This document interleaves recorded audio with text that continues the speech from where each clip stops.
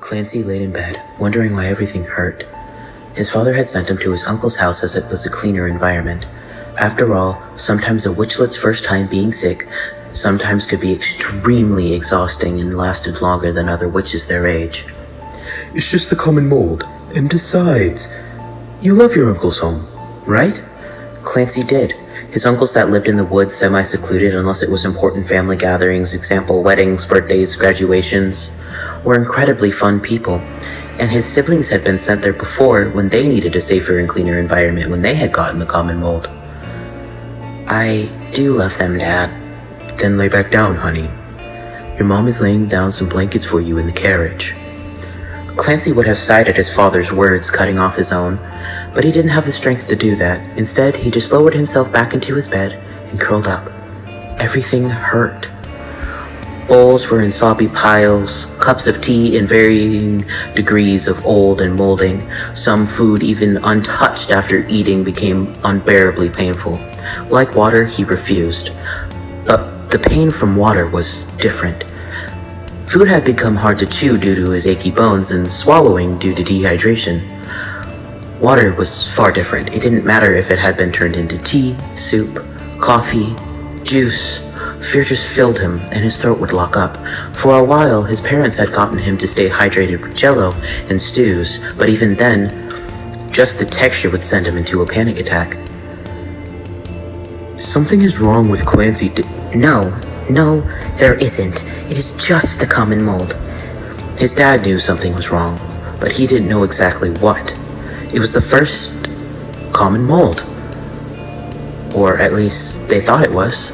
Despite the lack of evidence, it wasn't the common mold. Clancy's father had begun to feel dread every moment he saw Clancy. He felt so sure he may lose his son to something he didn't even understand. Clancy awoke to be in the guest room of his uncle's house. Ow. I must have nodded off, he muttered under his breath, standing up. He left the room and approached his Uncle Kail, who was sewing up his Uncle Jamie's dandelion yellow turtleneck sweater in the living room. Oh, hi, dear. Are you alright? Kail replied, setting down the sweater and grabbing a blanket, standing up to approach him. No, I'm not. No one will tell me what's going on and why I feel so bad. Kail just draped the blanket around his nephew. He tried to reassure him, but his uncle knew something was also wrong. After all, Jamie was avoiding the bedroom hall all day, ever since Clancy arrived. Eventually, Clancy was back in bed, wrapped in the blankets he had always used when he was over. He stared at the wall. I'm not going to get better, am I? He stuttered to himself quietly, as if he just wanted to keep it a secret. His head felt like it was exploding.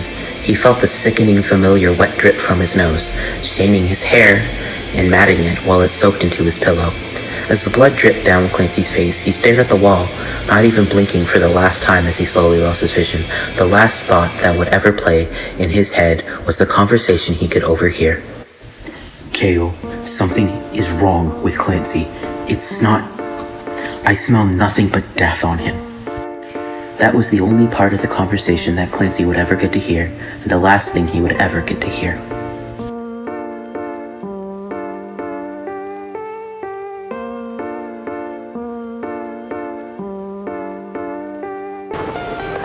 Thanks for watching, and I hope you enjoyed. That was day 5 of goretober, nosebleed.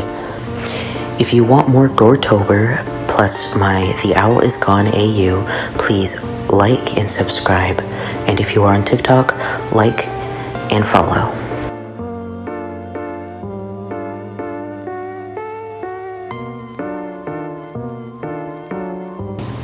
Happy Spooky Month.